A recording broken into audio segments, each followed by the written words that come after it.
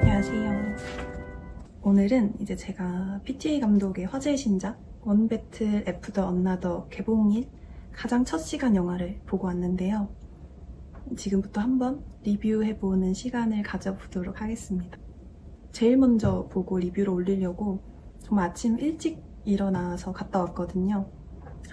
그리고 제가 이런 영화 리뷰 영상이 아예 처음이라, 그리고 개봉 중인 영화를 이렇게 리뷰한다는 게 쉬운 일이 아니더라고요. 제가 일단 펜이랑 노트를 영화관에 가지고 가가지고 중간중간에 메모를 하면서 봤는데, 그래서 제가 아직 많이 부족하다는 점, 서투르다는 점 알아주셨으면 좋겠습니다. PTA 감독, 제가 전 영상에서 인생 영화로 뽑은 인히어런트 바이스를 만든 감독이자 많은 시네필들이 사랑하는 정말 감각적인 추종자가 많은 감독이죠.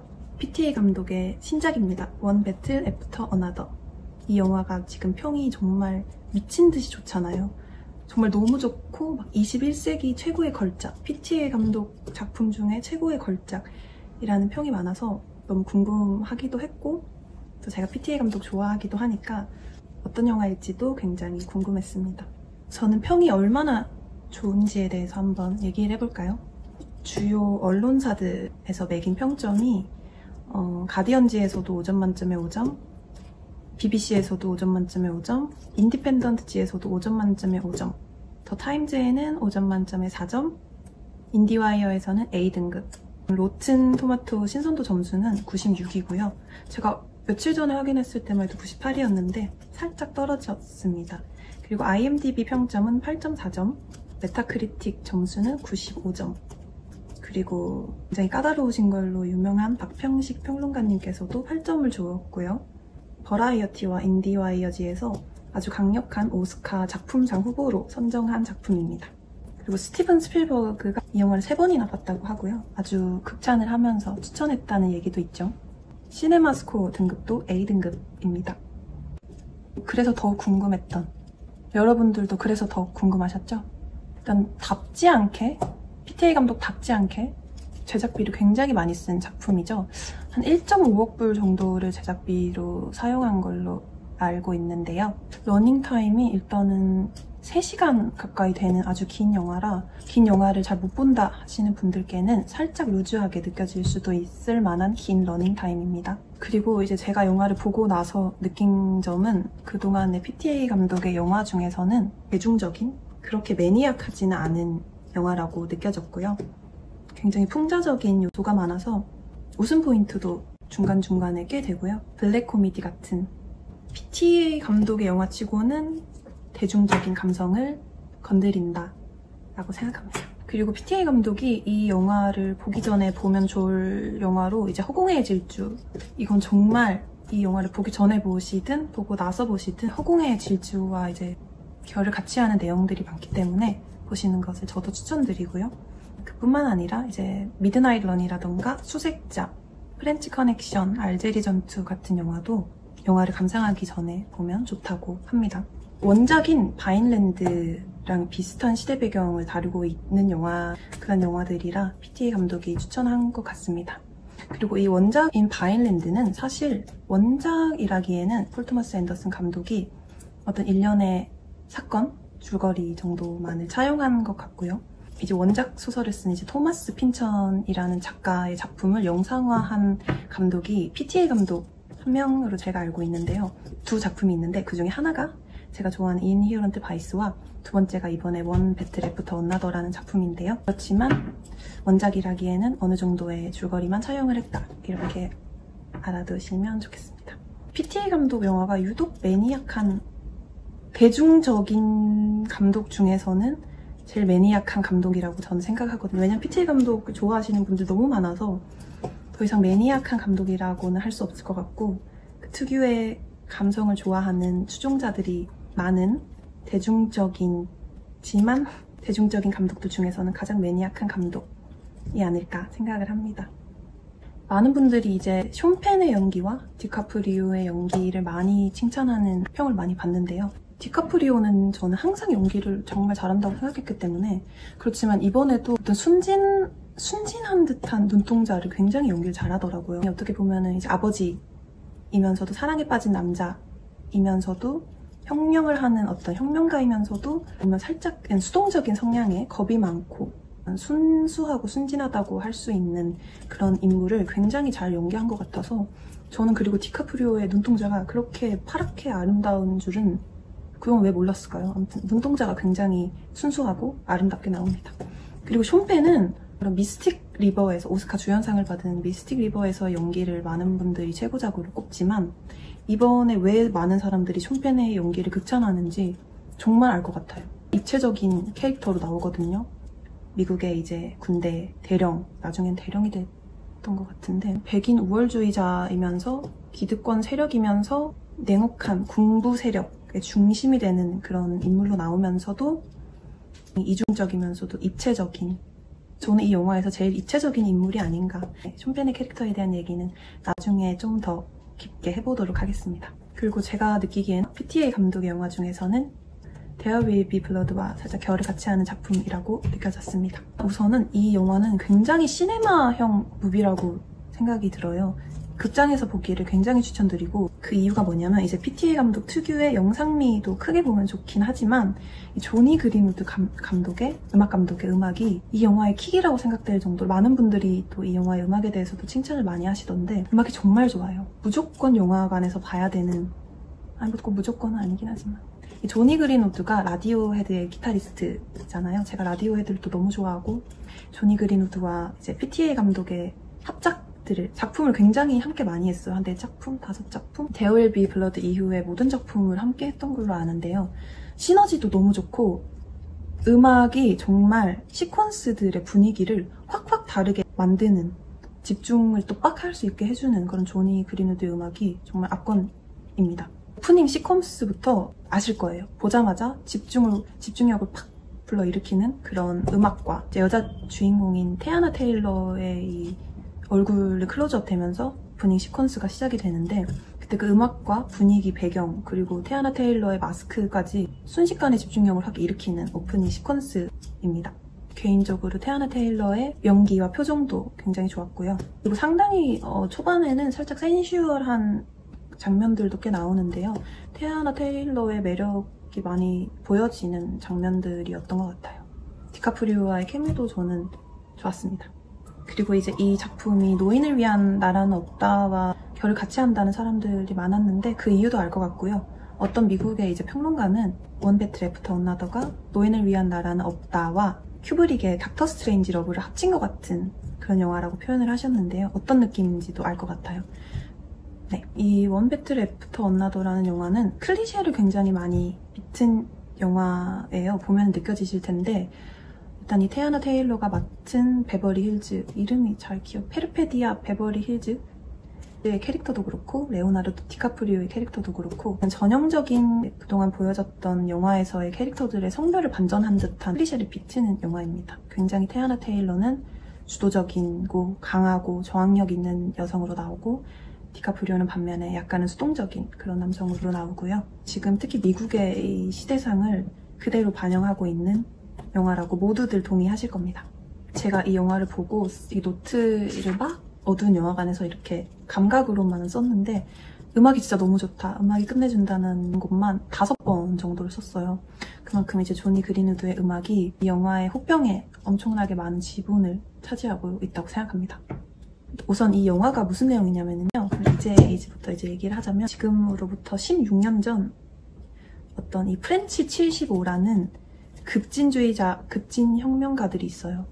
정말 레디컬한, 급진적인 폭력을 어떻게 보면은 사용해서 자신들의 의견을 드러내고 행동하는 혁명가들, 급진주의자들이거든요. 이들이 이제 이민자들을 구출하기도 하고 군부에 저항하기도 하고 은행을 털기도 하고 법원을 폭파시키기도 하고 제가 느끼기에는 이제 인명피해는 최대한으로 줄이려고 하지만 굉장히 급진적이면서도 폭력적인 성향의 반정부주의자들, 어떻게 보면 히피 같은 이제 아나키스트들이라고도 할 수도 있겠고, 이들 중에 이제 리더라고 할 수 있는 격이 베버리 힐즈로 나오는 태아나 테일러고요. 태아나 테일러와 썸을 타면서 폭탄을 제조하면서 이 모임에 일조를 하는 수동적인 티아나 테일러의 남자친구, 썸을 타다가 남자친구가 되거든요. 로 나오는 디카프리오가 있어요. 이들이 이제 그 이민자들을 탈출시키는 과정에서 쇼펜이 맡은 록조와 여기서 이제 티아나 테일러라는 인물이 만나게 되고요. 록조가 티아나 테일러에게 반해서 어떻게 보면 스토킹을 하면서 티아나 테일러를 계속 지켜보고 이 티아나 테일러와 디카프리오는 임신을 해서 아이를 낳게 됩니다. 그렇지만 이 샬린이라는 아이가 태어남과 동시에 디카프리오는 가정을 중시하는 모습을 보이면서 급진적인 혁명은 이제 그만두자 하는 입장을 보이지만 티아나 테일러는 오히려 아이를 낳음과 동시에 더 혼란을 겪는 인물이라고 생각이 들어요. 그렇기 때문에 디카프리오와 이제 의견 갈등이 있고 혼자서 또 이제 위험한 은행을 터는 시위를 하게 되는데 그 과정에서 이 티아나 테일러가 잡히게 됩니다. 그리고 이 티아나 테일러라는 캐릭터가 사실은 전 사건부터 쇼펜이 맡은 록조라는 인물과 계속 인연이 이어져 왔기 때문에 사람 사이에 어떤 센슈얼한 관계도 있었고 쇼펜은 티아나 테일러를 사랑하고요. 그렇기 때문에 둘이 어떤 모종의 어떤 딜을 맺고는 티아나 테일러는 자신이 이제 감옥에 몇십 년 아주 오래 갇히는 대신 동료들의 이름을 다 불게 돼요. 동료들의 이름과 위치 이런 것들을 다 불게 되고 이제 정부에서 관리하는 이제 증인이 돼요. 티아나 테일러는. 그로 인해서 이제 함께 은행을 털었던 동료들과 함께 혁명을 했던 많은 동료들이 죽음을 맞이하게 되고요. 집에 있던 디카프리오와 그 딸과 동료들은 다 이제 각자 이름을 바꾸고 다른 도시로 떠나게 됩니다. 다들 알게 되는 거죠. 티아나 테일러의 배신을. 티아나 테일러가 쇼펜에게 사랑한다고 거짓말을 했었거든요. 왜냐하면 지금 그 상황에서 벗어나기 위해서. 그렇지만 결국 그녀도 쇼펜을 떠납니다. 글을 남기고 쇼펜을 떠나게 됩니다. 너에게는 반응하지 않아. 너에겐 뛰지 않아. 이런 의미죠. 그때 쇼펜의 그 표정과 그 이어서 바로 나오는 이제 딸을 데리고 도망을 가는 디카프리오의 표정으로 이어지는 그 시퀀스도 굉장히 좋았어요. 두 배우의 연기가 다 너무 좋았고 특히 이 쇼펜의 버림받은 정말 허망한, 왜냐면 쇼펜은 이 여자를 사랑했거든요. 사랑했기 때문에 갖고 싶었겠죠. 문을 부수고 갔는데 집에 이제 그녀가 없고 벽에는 이제 그녀가 남긴 글만, 그걸 바라보는 쇼펜의 허망한 연기 굉장히 좋았습니다. 그리고 음악이 끊임없이 무드를 바꿔요. 장면 전환이 거의 계속 음악과 함께 일어날 정도로 끊임없이 무드를 바꾸고 그게 정말 너무 자연스럽고 집중력도 계속 이렇게 이끌어 당기는 음악의 힘. 그렇게 이제 디카프리오와 딸이 도망을 가고 티아나 테일러는 국경을 넘어서 멕시코로 도망을 갑니다. 그녀는 이제 그 이후에는 영화에 등장을 하지 않고요. 도망갔던 디카프리오와 딸을 쇼펜이 또 찾아내고 그들을 쫓게 됩니다. 근데 이제 디카프리오가 숨은 도시는 굉장히 불법 이민자들이 많고 이민자들이 굉장히 많은 그런 도시예요. 거기에 이제 쇼펜이 군사 부대를 끌고 가서 소탕하듯이 이제 도시를 완전 쑥대밭을 만들게 되고 디카프리오는 미리 이제 예전 동료들에게 언지를 받아서 딸도 예전 동료와 함께 도망을 갈 수 있게 되고 그리고 디카프리오도 이제 열심히 딸을 찾아서 베네치오 델 토로, 제가 좋아하는 베네치오 델 토로와 만나서 함께 이제 딸을 찾으려고 도망을 치는 그 장면들이 재미는 둘째치고 저는 우선은 딸과 그 예전 동료 레지나 홀 예전 동료와 화장실에서 이렇게 서로 암호로 접선을 하게 돼요. 딸인 윌라는 아버지가 했던 경고의 말을 그렇게 믿는 딸은 아니었지만 아버지가 주었던 어떤 이런 기계가 있어요. 디카프리오의 옛 동료가 도망칠 때 준 건데 두 기계가 만나면 소리가 나면서 이제 서로를 동료를 알아보는 어떤 표식인데 그걸로 만나게 되는 레지나 홀과 이제 윌라의 암호를 서로 번갈아서 말하는 그 장면이 너무 좋았고요. 마지막에 혁명은 TV에 나오지 않으니 라는 말로 제 생각에는 이 암호가 주고받는 암호가 끝났던 것 같은데 그 접선할 때 뭔가 살짝 눈물이 날 뻔했어요. 왜냐면 그 윌라 소녀는 아버지를 계속 의심하고 믿지 않았지만 아버지가 항상 외우라고 했던 그 암호와 이 말을 하는 사람들이 있으면 무조건 너의 목숨을 걸고 따라가 믿어 라고 했던 걸 따르는 게 감동적이었습니다. 일단 공권력이 굉장히 무섭게 특히 군부대가 이 도시를 뒤엎고 이민자들을 잡아넣는 장면들이 그렇게 직접적으로 나오진 않지만 어쨌든 공권력의 무서움을 살짝 느끼게 될 수밖에 없었고요. 그리고 그 과정에서 이제 베네치오 델 토로라는 인물은 윌라가 다니던 카라테 도장의 사부님이에요.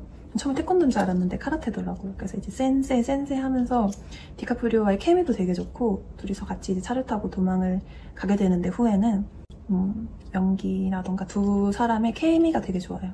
베네치오 델 토로라는 인물도 사실은 물밑으로 이제 이민자들을 물신양면 돕고 있는 그런 인물로 나와요. 그래서 도시의 경찰이나 이제 군대가 들이닥치니까 소식을 막 주고받으면서 이제 그들을 또 지켜야 되고 또 도망시켜야 되는데 그 이민자들 안에 당연히 이제 어린 아이들과 여성들이 많잖아요. 아이들이 막 울고 혼란스러워서 잠에서 깨서 도망을 가는 그런 장면들도 와닿았고요. 현재 미국의 사태를 굉장히 이민자 관련해서 문제가 지금 심각하잖아요. 그런 정말 잘 고스란히 담아낸 것 같아요. 그렇기 때문에 당연히 그로 인해서 여러 가지를 느끼는 사람들도 많을 것 같습니다. 그리고 디카프리오는 그 도망을 치고 베네치오 델 토로와 함께 접선을 하고 딸을 찾는 과정에서도 계속 겁이 많고 두려워하고 진짜 평범하면서도 겁을 먹고 두려워하는 모습을 많이 보여주는데요. 그런 연기도 굉장히 잘하더라고요. 그리고 이제 도망을 가면서 마트에서 아무 선글라스나 탁 집어서 나름 변장 아닌 변장을 하는데 그 선글라스가 계속 나오는데 굉장히 사이버고틱한 선글라스여가지고 그것도 살짝 웃음 포인트인 것 같고요. 이제 시간이 오래 지나서 아무나 접선지를 기억을 못해서 생기는 어떤 에피소드들도 웃음을 많이 유발하는 블랙 코미디적인 장면들도 많았고요. 그리고 PTA 감독의 특유의 영상미 위장신이라고 하죠. 압도되는 장면들이 있어요. 일단 카라테 도장도 너무 예쁘게 나오고 그리고 이 벙커라던가 건물들이라던가 또 마지막에 나오는 이제 추격신에서의 하늘이라던가 사막? 캐년 협곡 같은 멋있는 영상미들이 아주 많이 나옵니다. 평범하게 이제 일상을 보내고 있다가 이제 군대가 들이닥쳐서 혼란스러워하는 그런 일상을 보내던 사람들의 표정도 기억이 남고요. 혼란과 겁에 질리는 그런 사람들의 표정도 기억에 많이 남습니다. 그리고 이제 이 디카프리오가 이런 일들이 펼쳐지는 날 아침에 이게 뭔가 의미심장한 말을 해요. 이 자유는 잃어버리기 전에는 소중함을 모른다. 잃어봐야 그 소중함을 안다. 이런 말을 하게 되는데 그 타이밍과 왜냐면 이제 시청자로서 모든 걸 알고 있으니까 그런 게 굉장히 의미심장했고요. 그 인물을 몰랐을 거잖아요. 몇 시간 후에. 자기와 자신의 딸이 누리던 이 당연하던 자유가 없어질 수도 있다는 걸 모른 상태로 하는 말이라 의미심장하게 다가왔고요. 그리고 이 디카프리오가 딸의 학교에 상담을 가는 장면이 있어요. 그래서 또 역사에 대해서 얘기를 하면서 이제 교실에 붙은 미국의 이제 대통령들을 막 얘기를 하는데 거기서 이제 굉장히 이제 컨트리 같은 미국적인 음악이 깔려요. 그렇지만 이제 디카프리오가 하는 말은 이제 루즈벨트 대통령을 노예주라고 얘기를 하고 미국의 이제 전 대통령들을 KKK, 뭐 노예주 이런 식으로 언급을 하면서 굉장히 이제 풍자 요소죠. 그런 비판을 하는데 거기엔 굉장히 미국적인 컨트리가 깔리는 그런 점도 굉장히 재밌었고요. 풍자적인 요소가 굉장히 짙은 영화입니다. 그렇기 때문에 평이 이렇게 좋은 것 같기도 하고요, 사실은. 그리고 이 쇼펜이라는 인물이 나중에는 크리스마스 어드벤처라는 굉장히 웃긴 이름의 백인 5월주의자들의 모임에 이렇게 스카웃을 당해서 들어가게 돼요. 그때 그 스카웃을 하는 사람이 했던 말이 지구를 지키려거든 이민자부터 해결해라. 이렇게 말을 했는데 그것도 굉장히 인상이 깊었고요. 왜냐하면 그들은 이민자들을 어떤 문제의 하나로 보고 있는 거죠. 해결해야 할 현상이나 우리가 당면한 현실이 아니라 해결해야 하고 자신들이 이제 다스려야 하는 집단으로 보고 있는 거죠. 그 점이 굉장히 좀 씁쓸했고요. 이 기득권 백인 세력 크리스마스 어드벤처라는 이 모임이 계속 등장을 해요. 그 우스꽝스러운 이름 때문에 더 우습게 보이기도 하지만 굉장히 무서운, 어떻게 보면 미국을 이렇게 휘어잡고 있는 비밀 세력이라고도 할 수 있겠죠. 근데 이 크리스마스 어드벤처의 쇼펜이 이제 캐스팅을 당하고 확정이 되고 나서 이제 그 공간을 떠날 때 모습이 약간 표정이 애매모호하다고 느껴졌는데 눈물이 살짝 고여 있었다고 저는 봤거든요. 애매모호하면서 살짝 씁쓸한 그런 표정, 굉장히 입체적인 인물이기 때문에 그게 지금 생각해보면 어떤 기쁨의 눈물이었을 수도 있겠네요. 그렇지만 굉장히 씁쓸한 표정이라고 저는 그때는 느꼈어요. 굉장히 백인 우월주의, 그때 질문이 뭐였냐면 다른 인종과 관계를 맺은 적이 있습니까? 이런 질문을 막 물어볼 정도로 백인 우월주의자들 모임이거든요. 근데 그 질문을 통해서 자기가 사랑했던 여자를 떠올리는 거일 수도 있겠죠. 티아나 테일러가 은행을 털다가 사람을 죽이게 되잖아요.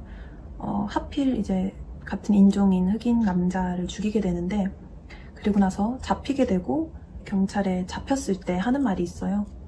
모든 혁명은 악마와 싸우다 결국엔 자기들끼리 싸우는 것으로 끝난다 라는 말이 있는데, 이 말도 굉장히 씁쓸했고요. 왜냐면 실제로 이 티아나 테일러가 동료들을 다 불게 되고 조직이 거의 와해되기까지 하는 그 현실이 이어서 이렇게 비춰지니까 이 말이 더욱 쓸쓸했던 것 같아요. 많은 분들이 공감하시겠죠. 혁명의 끝은 씁쓸하게 자기들끼리 싸우는 것으로 끝나는 걸 우리가 많이 봐왔으니까.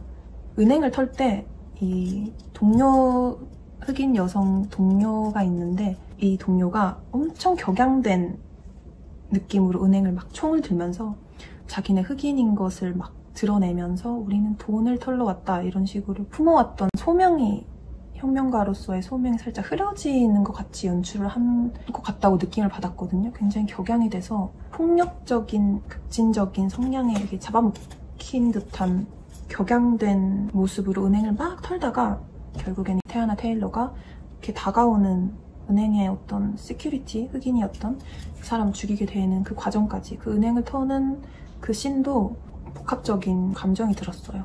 그 전에는 어떤 정치적인 행동을 하면서 자신들의 행위를 정당화하고 이루고자 하는 목적을 이루고 싶어하는 그런 정치적인 의도가 있었다면, 그 은행을 터는 것도 물론 정치적인 의도가 있었겠지만 계속 우리는 돈을 원한다고 얘기를 하면서 막 총을 겨누면서 이제 격양이 된 자신들의 소명에 어떻게 보면 잡아먹힌 듯한 모습이 인상적이고요. 물론 그런 활동을 하려면 돈이 필요하기도 했겠지만. 그리고 또 이제 그 디카프리오를 찾는 과정에 잡히게 되는 예전 동료, 이제 디카프리오에게 무전기를 같은 이 소리가 나는 기기를 나눠줬던 동료가 잡히는 씬이 있는데, 막 라디오를 하다가 무전 같은 걸로 방송을 하다가 잡혀요. 잡히는데 밖으로 끌려 나가가지고 차에 이제 끌려 타는 씬에 그 앞에 아이들이 이제 돌 이렇게 단에 앉아 있어요. 그래서 그 아이들과 막 끌고 가던 군인이 눈빛 교환을 하는 장면도 살짝 나오는데, 그 아이들이 정말 순진하고 무고한 표정으로 앉아 있다가 그들이 사라지자마자 막 올라가서 작은 혁명가가 됩니다. 무전으로 소식을 전하고 지금 누구누구가 잡혀갔다, 여기에 대비하라, 이렇게 소식을 전하는, 갑자기 순진무구하였던 어린아이에서 작은 혁명가가 되는 그 장면이 저는 굉장히 이 영화에서 제일 인상 깊은 장면, 두 번째로 인상 깊은 장면이었고요. 그런 것들을 많이 보여주려고 했던 것 같아요. 이 PTA 감독이 어린 이민자들의 눈물, 울음, 아니면 어린 이 혁명가들의, 어떻게 보면 윌라도 미래 세대를 대표하는 그런 인물로 나오는데, 나중에 결말도 그렇지만 어린 아이들에게 굉장히 연민과 희망을 품고 있다는 그런 걸 보여주려고 하는, 믿음을 보여주려고 하는 게 느껴졌어요. 그 장면이 굉장히 좋았어요.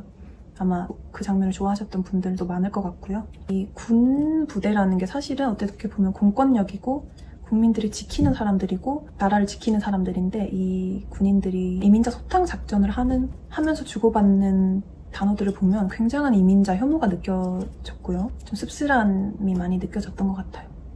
나라의 질서를 유지하고 안전을 유지하는 사람들의 입에서 그런, 아무리 불법 이민자들이라고 할지라도 혐오의 표현이 막 쏟아지는 게 지금의 현실과도 비슷하면서도 무섭게 느껴졌습니다. 베버리 hils가 자신의 동료들을 막 불게 되면서 그들이 한 명씩 이렇게 잡히고 죽임을 당하는 모습도 영화에 나오는데, 그들의 혁명과 그들의 폭력이 정당하다고는 볼 수 없겠지만, 그렇게 보는 분들도 계시겠지만, 그들이 이제 한 명 한 명씩 잡히고 처단당하는 거를 보는데 마음이 아팠어요.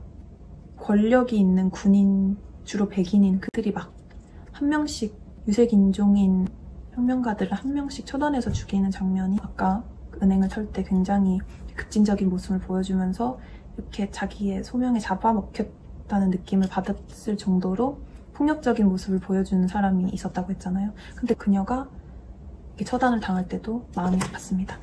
당연한 거겠죠. 어떻게 보면은 그들은 영원히 기득권이 될 수 없는 피지배 세력이니까요.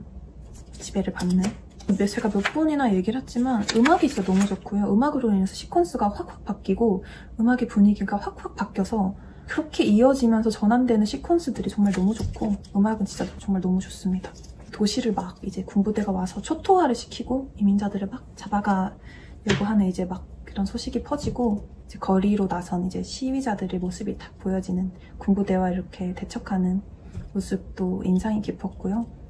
미국의 현실이 무섭다는 생각이 들었던 것 같아요. 한때는 정말 자유를 대표하는 나라였는데 요즘 실상은 그렇지가 않으니 저는 불법 이민자들을 옹호하는 것이 아니고요. 영화를 통한 감상을 얘기하는 것입니다. 기에르모 델 토로래. 베네치오 델 토로와 레오나르도 디카프리오 케미가 되게 좋아요. 베네치오 델 토로는 사실 제가 이 영화에서 제일 인상 깊었던 캐릭터거든요. 원래도 정말 팬이에요. 정말 팬이고 이 영화에서 베네치오 델 토로의 특유의 그 뭔가 여유로우면서도 막 초연한 듯 하면서도 눈동자에는 막 반항심이 있는 그런 연기를 되게 좋아하는데 체게바라 연기를 했을 때와는 또 굉장히 다른 느낌의 혁명가로 나오고요. 그리고 이제 퍼펙트 데이에서의 살짝 캐릭터와 비슷하다고 저는 살짝 느꼈고요. 굉장히 멋있는 걸 넘어서 제가 정말 이 영화에서 제일 좋았다고 느끼는 장면 1등이 있는데 그게 뭐냐면 베네치오 델 토로가 디카프리오를 막 도와서 탈출을 시키고 혼자서 이제 도로에서 경찰에게 잡히잖아요. 그때 경찰이 손 들고 막 손에 있는 거 내려놓고 손 들어 하는데 베네치오 델 토로가 막 춤을 춰요. 거리에서. 이 미국의 이 광활한 도로에서 막 춤을 춥니다. 그 장면이 진짜 제일 기억에 남는 것 같아요. 그때 그 표정이 어쨌든 체념일 수도 있고 어쨌든 디카프리오를 무사히 탈출시켰다는 데서 오는 즐거움일 수도 있겠지만 복합적인 그리고 정말 이제 순종적으로 다 경찰의 말을 들으면서 이제 내 할 일은 다 했다 하면서 추는 춤이 정말 멋있는 걸 넘어서 찡했어요. 와닿았습니다.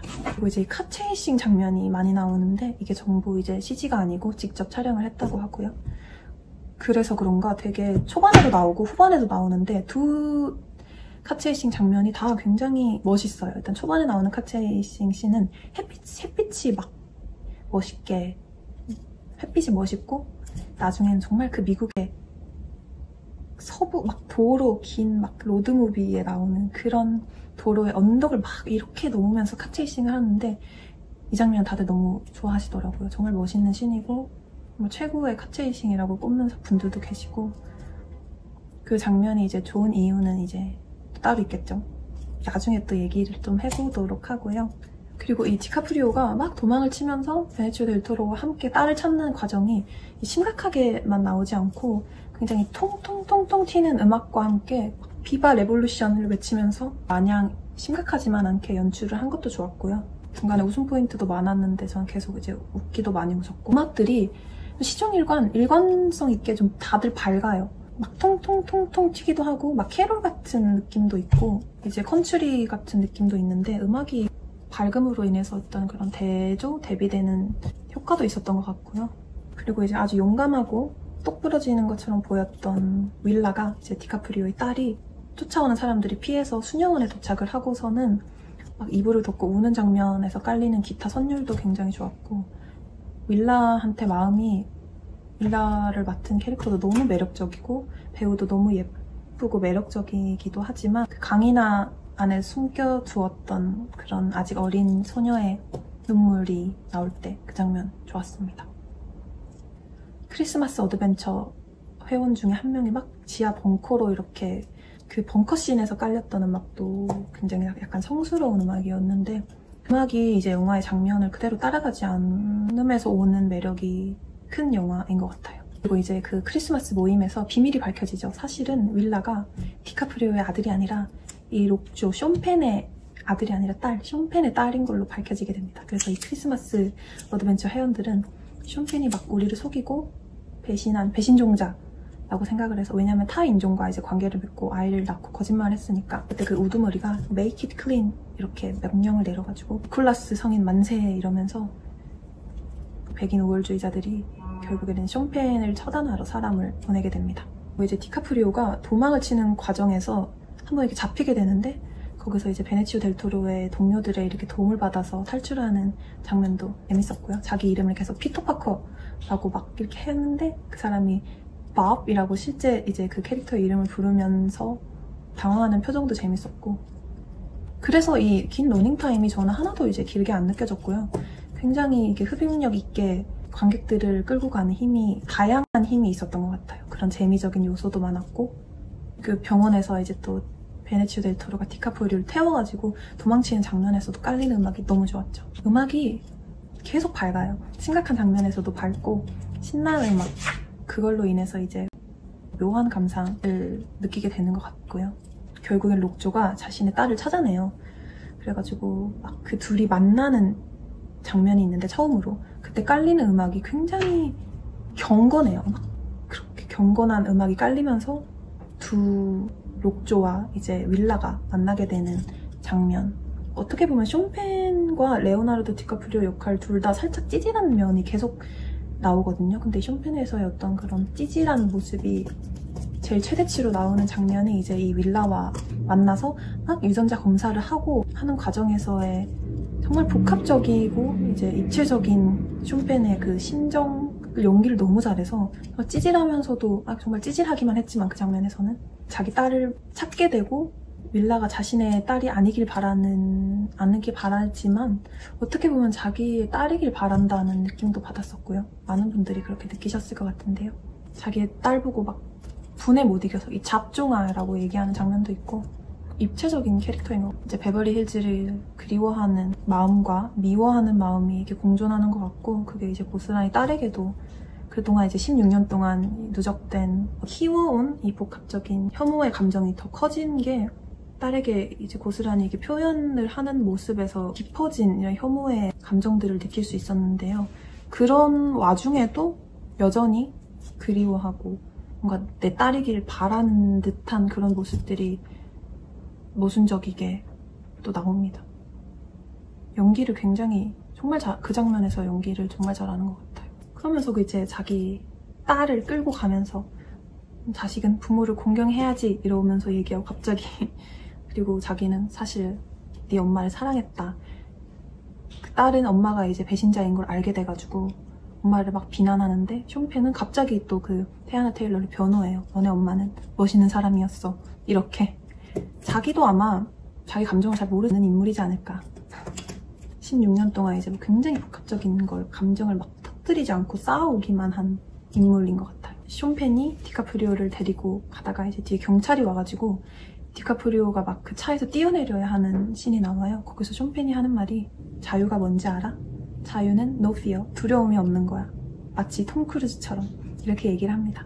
정말 진짜 멋있게 나와요. 베네치오 델 토로의 캐릭터가. 디카프리오가 겁을 먹을 때마다 오션 웨이브를 생각해, 파도를 생각해 이러면서 오션 웨이브를 외치는 시종일관 너무 이제 심각해지지 않는 여유가 너무 좋았어요. 그렇지만 톰 크루즈처럼 두려움을 가지지 말아라고 말했지만 디카프리오가 맡은 밥은 여전히 두려움이 넘쳐서 결국에는 이제 차에서 뛰어내리지 못하고 차를 막 흔들어서 억지로 내리게 하는 그 장면도 무슨 포인트였고요.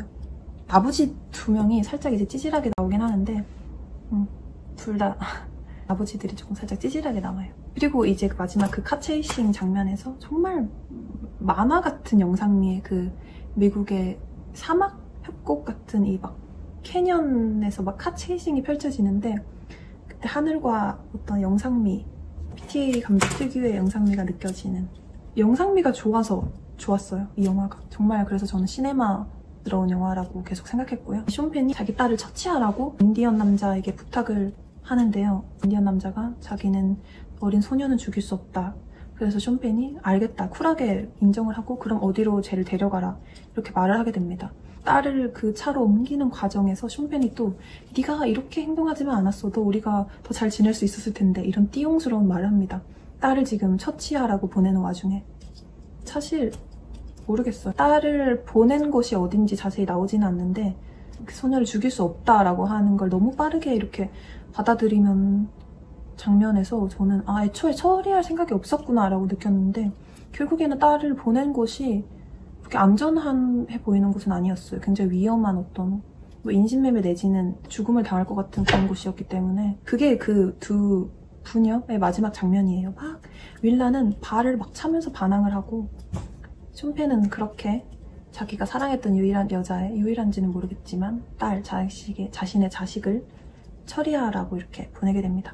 그리고 이제 그 디카프리오를 내려주고 그 뒤에 아까 제가 말한 베네치오 델 토로가 도로에서 이제 경찰의 말을 들으면서 춤을 추는 그 장면이 나오고요. 그렇게 해서 결국엔 또 그 쇼펜의 그 군 부대가 윌라가 숨은 수녀원을 찾아내요. 그래서 옛 동료인 레지나 홀도 잡히게 되고 레지나 홀의 연기를 좋아하시는 분들도 되게 많더라고요. 눈물을 이렇게 흘리면서 결국에는 그 인물이 그 군인의 말에 넘어갔는지 안 넘어갔는지는 나오지 않아요. 근데 제 생각에는 아마 죽임을 당하지 않는 걸로 봐서는 비밀을 이제 분 걸로 저는 느껴졌거든요. 그리고 나서 차에서 이렇게 눈물을 흘리는 레지나 홀의 복합적인 그 심정과 혁명가들의 엔딩, 아까 전에 나왔던 말과 이어지는, 어떻게 보면은 자기들끼리 계속 배신을 하게 되는 그런 현실로 인한 눈물을 흘리는 장면이 인상 깊었고, 레지나 홀의 연기 저도 감명 깊었습니다. 그리고 이제 디카프리오가 딸을 막 찾으려고 막 쫓아가는데, 딸은 그 인디언의 차로 옮겨 타가지고 이렇게 도로에서 이렇게 지나가는, 교차돼서 알아보지 못하고 지나가는 장면이 있는데, 안타까웠어요. 왜냐면 저는 윌라를 응원하니까.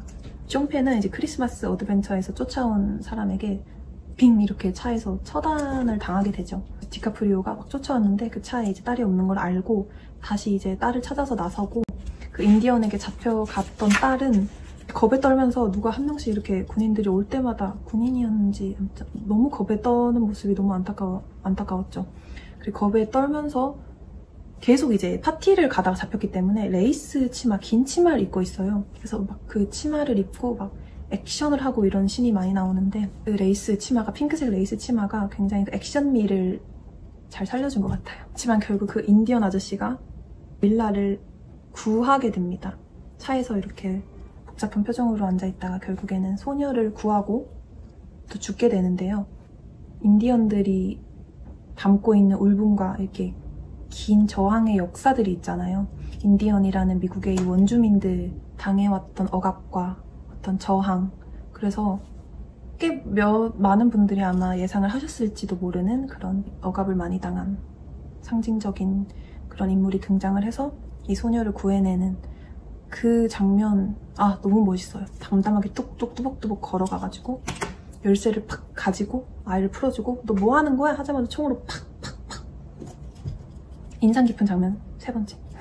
윌라가 이제 너무 용감하고 멋있죠. 죽은 그 자신을 구해준 사람 주머니에서 차 키를 찾아가지고 수갑에 팔이 묶인 채로 막 운전을 이렇게 멋있게 해서 도망을 칩니다. 굉장히 용감하다고 저는 너무 멋있었어요. 윌라가 얼굴은 너무 두려움에 떨면서 울고 있지만 결국 자기 자신을 자기가 계속 지켜내고 구해내는 멋있는 소녀라고 생각했습니다. 손목이 이제 막 묶인 채로 운전하는데 거기서도 막 쿵짝쿵짝 이러면 신나는 음악이 나와요. 액션씬의 긴박함을 살려주는 음악이기도 하면서 그 밝은 음악이 그 윌라의 그 절박하고 겁먹은 표정과 합쳐지는 그 장면도 좋았습니다. 그냥 영화가 버릴 장면이 없고요. 3시간 내내 이제 저는 정말 지루하지 않았고, 음악과 대비되는 이렇게 장면들의 어떤 모순적인 조화가 영화를 지루하지 않게 만들어줬던 것 같아요. 이제 카 체이싱이 이어지죠. 윌라와 윌라를 쫓는 그 크리스마스 어드벤처 회원이 그 숑펜을 죽이고 이제 윌라를 쫓아가요. 그리고 그 뒤에 이제 디카프리오가 딸을 찾으려고 차 3대가 이 미국의 이 정말 구불구불한 경사가 높은 이 도로를 막 질주하면서 하는 그 카 체이싱이, 그 카 체이싱 씬이 어떻게 끝나냐면, 이렇게 언덕을 올라가면 그 차가 이제 지나가면 밑에 차는 보이지 않잖아요. 근데 윌라가 갑자기 그 언덕 위에서 정말 용감하게 막 딱딱딱딱 이렇게 막 차를 갑자기 팍 세우고 잠복을 하고 총을 탁 겨눠요. 그래서 이제 뒤따라오던 그 아저씨가 안 보이니까 밑에 올라오자마자 차가 이렇게 빵 부딪히고 비틀비틀 거리면서 이렇게 나오고, 윌라가 막 그 아빠랑 외웠던 암호를 말하면서 그 남자가 대답을 하지 못하자 가차없이 남자를 죽입니다. 그 윌라의 어떤 결단력, 쉽게 내린 결정이 아니었을 텐데 그 긴박한 상황에서 자기가 생각한 대로 이제 목적한 바를 이루는 결단력이 너무 멋있게 느껴졌고요. 겁먹었지만 이겨내고 자기 자신을 지켜내는 모습이 정말 멋있었습니다. 그러고 나서 이제 디카프리오가 뒤에서 등장을 하게 되고, 이제 윌라를 외치면서 아빠 왔어 라고 하지만 윌라는 이제 계속 아빠에게 암호를 대라고, Who are you? 누구냐고, 아빠인 걸 봤음에도 Who are you? 누구냐고 총을 겨누면서 계속 물어보고 눈물에 이제 재회를 하게 되고, 그때 윌라가 아빠한테 그랬던 건 복합적인 이유가 있을 거라고 생각해요. 겁을 먹어서 굉장히 패닉 상태인 거일 수도 있지만, 아빠가 이제 자기에게 숨겨왔던 비밀과 어떻게 보면 자신의 친아빠가 아니라는 것도 알게 되고, 그런 복합적인 감정들이 이렇게 막 차오르면서 나오는 그 장면도 굉장히 눈물이 날 뻔했고요. 물론 제가 영화 보면 잘 우는 스타일이라 재회하는 그 막 뜨거운 포옹을 결국에 나누는 그 재회 장면, 부녀지간에 상봉하는 장면 너무 좋았습니다. 이 영화가 그래서 어떻게 보면 대중적인다고 얘기를 하는 것도 대중적인 가족애라는 코드를 굉장히 잘 써서 어떻게 보면 이제 살짝 신파라고 느껴질 수도 있을 만큼 대중적인 감성을 건드리는 그런 감동적인 재회 장면입니다. 그래서 이제 제가 아까 찌질한 두 아빠들이라고 얘기했지만 결국에 디카프리오는 딸을 멋있게 찾아내죠. 그렇기 때문에 디카프리오는 이제 찌질한 아빠이기만 하지 않습니다. 딸을 구해내는. 그리고 또 반전이 있는데 숀 펜이 총을 머리에 맞았지만 죽지 않았어요. 죽지 않아가지고 막 얼굴에 피범벅이 돼서 그 도로를, 사막의 그 도로를 막 걸어옵니다. 그리고는 이제 그 크리스마스 어드벤처 그 회원들한테 다시 이렇게 어떻게 된 일인지 해명, 과거와 현재에 대해서 막 해명을 하는데 근데 거기서도 굉장히 이렇게 찌질한 모습, 거기서 이제 사실은 자기는 타 인종과 관계를 맺은 것이 아니라 역강간을 당한 것이다. 이렇게 주장을 하면서 일관적인 그런 찌질함을 보여주는데요. 거기서 이제 그 크리스마스 어드벤처 회원들이 어떻게 그게 가능해? 그게 어떤 원리로 되는 거야? 라고 하는 장면도 인상 깊었습니다. 그리고 그놈의 그 크리스마스 어드벤처에 해명한 게 통해요. 역강간을 당한 것이다.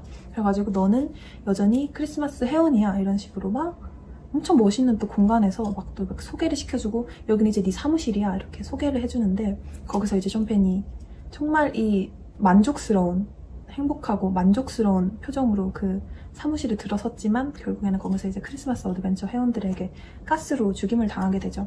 정말 입체적이고 복합적인 인물이지만 그 죽음은 굉장히 심플하고 평면적인, 그렇게 강렬하게 부활했는데 피를 철철 흘리면서 그걸 쉽게 허무하게 죽음을 당하게 됩니다. 영화를 보고 나면 좀 대중적인 감성, 대중적인 코드라고 느끼시는 분들이 많을 것 같아요. 마지막에 이제 떠난 엄마가 보낸 편지를 또 이제 윌라가 읽는 장면이 나오는데요. 그 편지 구절들이 나는 실패했지만 네가 세상을 바로잡을지도 몰라 이러면서 딸에게 어떤 자신의 후회와 회환을 그대로, 그리움을 그대로 드러내면서 딸에게 혁명가가 되기를 부추기는 그런 편지를 읽으면서 이제 딸은 감명을 받고 이제 눈물을 흘리면서 뛰쳐나가서 이제 아빠와 포옹을 하는 그런 장면이 나오고요. 그리고 결국에는 딸은 혁명가가 되죠. 새로운 새 시대에 어디서 이제 시위가 열린다는 소식을 듣고 웃으면서 아빠에게 인사를 하고 집을 나서는 장면으로 영화가 끝이 났던 것 같은데요. 결국에는 그렇게 자신의 거대한 소명을 품은 이 시대의 혁명가가 됩니다. 이 영화의 각본도 PTA가 썼고요. 연출도 PTA가 했기 때문에 당연히 이제 작가주의적인 작품이면서도 오스카의 이제 아카데미의 각본상, 연출상을 다 PTA에게 줘라 이런 얘기도 많이 나오고 있죠. 베네치오 델 토로가 맡은 세르지오 역할이 제일 좋았고요. 이니어런트 바이스에도 델 토로가 나오잖아요. 이제 PTA 감독과 굉장히 좋은 시너지를 만들어내는 것 같고요. 체념한 듯한 얼굴에 끝내 체념하지 않은 저항의 눈동자, 그런 연기를 제일 잘하지 않나, 최고봉이지 않나. 베버리 힐즈 역의 태아나 타일러는 물론이고 이제 윌라로 나오는 체이스 인피니티 너무 매력적이게 나오고요. 현재 미국은 굉장히 이제 이분법화 돼 있잖아요. 극명하게. 양극화도 굉장히 심하고 요즘에 자라나는 이 젠지 세대들은 논 바이너리 그 이름 자체처럼 모든 바이너리를 없애려는, 모든 구분을 없애고 차별을 없애고 점점 다 이렇게 모든 구분이 모호해진 채 자유를 쫓는 것을 제일 중요하게 생각하잖아요. 권력을 잃고 싶지 않은 기득권들, 어떻게 보면 희망적인 것도 나타내고 싶어 한다고 저는 느꼈습니다. 그 기득권층, 자유를 억압하는 기득권층에게 대항하는 결국에는 미래의 우리의 희망이라고 생각이 들 수밖에 없을 것 같아요. 마지막에 윌라가 이렇게 또 다른 시위를 위해서 집을 나서는 장면도 그렇고 엄마와 아빠의 뒤를 이어서 혁명가의 이렇게 자질을 보이는 것도 그렇고 이 두 기득권층과 자라나는 젊은 세대들의 갈등을 보여준다고 할 수는 없지만 미국 현실을 잘 반영한 것 같아요. 그리고 감독이 혁명을 옹호한다고 느껴지진 않았어요. 왜냐면은 베버리 힐즈라는 인물의 후회와 회환과 이런 것들로 표현되는 것들도 있겠지만 감독이 그렇지만 유약한 자라나는 어린이들과 이 지금의 돌이킬 수 없는 갈등, 이민자 문제에는 확실히 연민을 가지고 보여주려는 건 확실히 느껴졌어요. 결국은 답이 없는 문제들이고 끝나지 않을 요즘의 세대에게 희망을 품고 있는 게 느껴졌어요. 윌라의 친구들 사이에서 의리도 결국에 한 친구는 윌라의 핸드폰 번호를 실토하긴 하지만 그래도 그 친구들 간의 의리라던가 젊은 세대를 통해서 보여주려는 희망이 확실히 닥터 언나더 제목처럼 끊임없이 하나가 끝나면 또 다른 배틀이 이어지고 전쟁이 이어지고 우리 인류의 역사가 그러했듯이 갈등과 전쟁은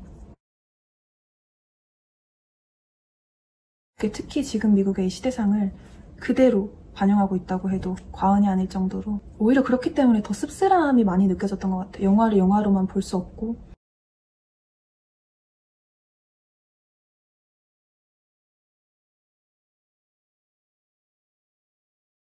영화를 보는 내내 굉장히 많이 들었어요.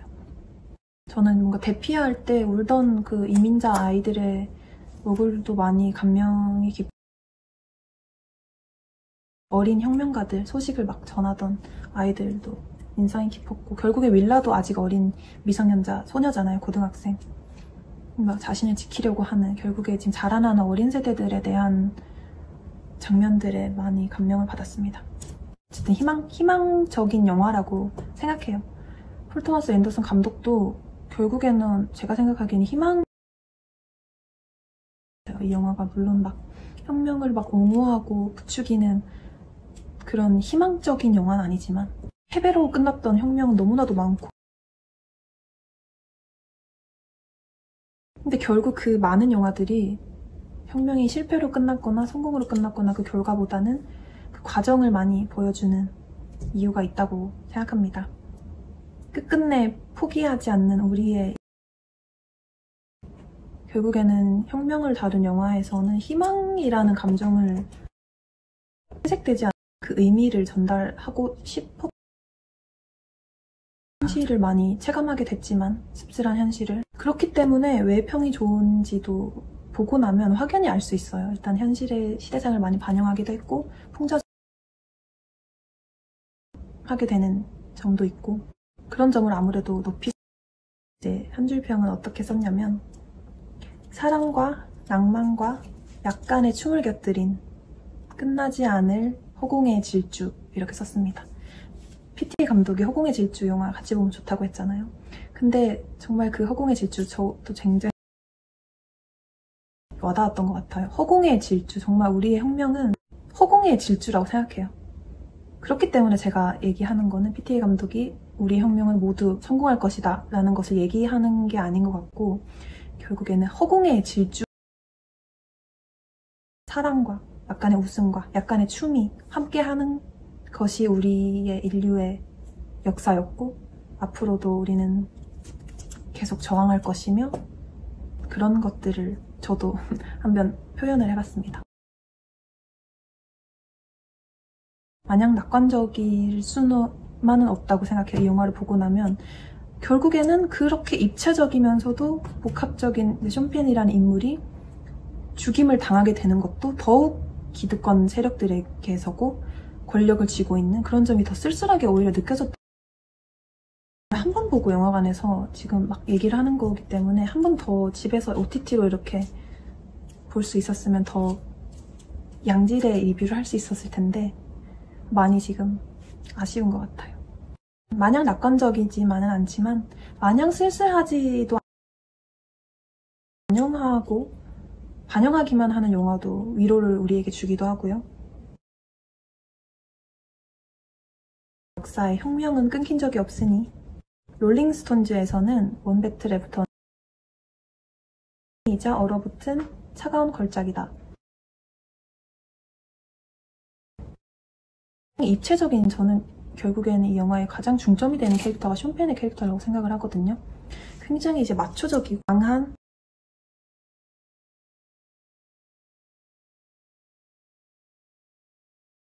사실은 또 이제 남다른 숨겨둔 피지배적인 성벽 도 있고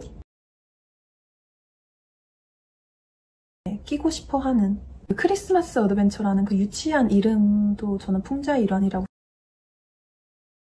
집단에 끼고 싶어 하는 다른 인종 여자를 사랑하고 그리고 16년 동안 디카프리오가 자신의 딸을 막 찾으러 가기 전까지 그 16년 동안 굉장히 많은 심경의 변화가 있었을 거라고 봐요. 그럴 수밖에 없는 세월이기도 하고 아무튼 이렇게 입체적인 인물이 어떻게 보면 정말 허무하게 죽음을 당하는 그렇게 장렬하게 살아났는데 그런 모습에서 오는 쓸쓸함도 있는 것 같아요. 왜냐하면 크리스마스 어드벤처 회원들은 너무나도 완성된 기득권층이고 이 숀페는 그런 기득권층이 끼고 싶은 불완전한 시다가 끝내는 죽음을 허무하게 맞이하는 것도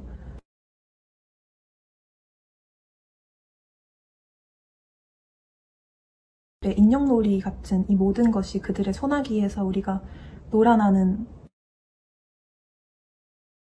결국에 윌라와 밥은 살아남았고 함께 세상을 바꾸고 싶어서 이 PTA 감독이 이 영화에서 미래 세대 자라나는 세상이 고무적인 것 같아요. 그들에게도 우리의 미래에게도 그렇지 않으면 만들어질 수 없는 영화 혁명가들의 어떤 배신이라고 해야 할까요? 결국에 그 막 라디오를 하던 동료도 결국에 자기 여동생을 인질로 삼자 이제 디카프리오의 위치와 이런 걸 발설하게 되는데요. 결국엔 아까 했던 말처럼 혁명은 결국 자기들끼리 싸우는 걸로 끝난다라는 이런 씁쓸한 솔직히 현실적인 이 말도 씁쓸하고 그런 배신자들의 모습이 배신 아닌 배신자들의 모습이 많이 나오는 것도 마냥 혁명을 아름답게만 그리고 있는 게 아니라는 것을 알 수 있죠. 현실적이게 그리고 있는 것 같아요. 정말 현실을 보여주고 싶어 했던 것 같아요. 저는 뭔가 이렇게 계속 희망은 잃지 않고 보여주려고 하는 그렇지만 그 희망이 다 잘 될 거야 이런 게 아니라 그 안에서 새로운 변화와 어떤 즐거움과 끝나지 않을 끊기지 않을 우리의 저항이 있을 것이다 이런 느낌의 뭔가 범인류적인 그런 정말 역할이 이렇게 수동적이고 겁이 많고 찌질하고 뭐 순진하게 이렇게 책임감 있고 가정적이고 마지막에는 좀 멋있게 느껴졌던 것 같기도 해요. 디카프리오는 연기를 항상 잘하지만 이번에는 좀 평범하면서도 아까도 얘기했지만 순진한 눈동자 연기가 정말 절박하게 딸을 찾으면서 윌라 막 이렇게 외치는 장면들도 마음이 아팠어요. 연기를 확실히 잘합니다. 밑에서 이불을 덮어쓰고 울기도 하지만 끝내는 그 긴 레이스 치마를 입고서도 자기 자신을 지켜내는 레이스 치마를 휘날리는 소녀입니다. 아빠가 잘 키운 것 같아요. 그리고 그 안에 어떤 그런 엄마와 아빠로부터 물려받은 자질도 확실히 있는 것 같고 그리고 결국에 그 디카프리오와 윌라를 찾으면서 둘이 만나게 되는 그 장면에 깔리는 음악도 그렇고 마냥 이제 가족적인 감동만 있다고 하기에는 낭만이 정말 그 무드에서 느껴지는 감성도 있지만 음악과 합쳐져가지고 둘의 감동적인 재회 장면이 정말 낭만 치사랑이었던 것 같아요. 아 낭만 있다 라는 생각했어요. 영화다 이렇게 다들 그 장면에서 느끼셨을 것 같아요. 음악이 진짜 이 말 몇 번째 하는지 모르겠는데 조니 그린우드 앞으로도 계속 이제 폴 토마스 앤더슨 시너지 효과가 이 영화의 타이틀이 제목이 조금 오프닝 시퀀스에서 좀 꽤 뒤에 뜨는데요. 그 타이틀이 뜰 때 깔리는 음악과 이어지는 법원 안의 법원 장면도 너무 좋았어요. 확실히 진짜 감각적인 거로는 현존하는 감독들 중에 이제 상위권을 차지하고 있는 폴 토마스 앤더슨 감독이 그리고 막 그 음악이 갑자기 뚝 끊기면서 장면이 전환되고 음악이 갑자기 시작되면서 장면이 전환되고 그런 걸로 인한 효과, 임팩트가 확실히 컸던 것 같아요. 청각적인 흡입력도 엄청납니다. PTA 감독 특유의 미장센과 색감과 연기와 모든 것들이 좋았다. 액션도, 음악, 그중에서도 음악이 정말 좋았고 정말 잘 만든 정말 잘 만든 한 편의 시네마라고 생각합니다. 나면 절대 후회하지 않을 영화입니다. 재밌어요. 그리고 뭐 너무 주절주절 정리되지 않은 말만 한 것 같아가지고, 왜냐면 확실히 저도 이게 정리가 되지 않은 상태에서 막 얘기를 하려다 보니까 횡설수설도 많이 한 것 같고, 그렇습니다. 너무 부족한 영상이 될 것 같아가지고 조금 죄송하네요. 말이 좀 앞뒤가 안 맞고 현실과 이렇게 막 다른 사실이 있고 그러더라도 너그럽게 봐주셨으면 좋겠습니다. 이렇게 긴 영상? 얼마나 길이가 어떻게 될지 모르겠지만 찍기는 1시간 넘게 찍었거든요. 긴 영상 봐주셔서 너무 감사하고, 그리고 제 평점은 4점입니다. 사랑과 낭만과 약간의 춤을 곁들인 끝나지 않을 허공의 질주. 봐주셔서 감사합니다. 정말 이 정리되고 일목요연한 모습 보여드리도록 하겠습니다.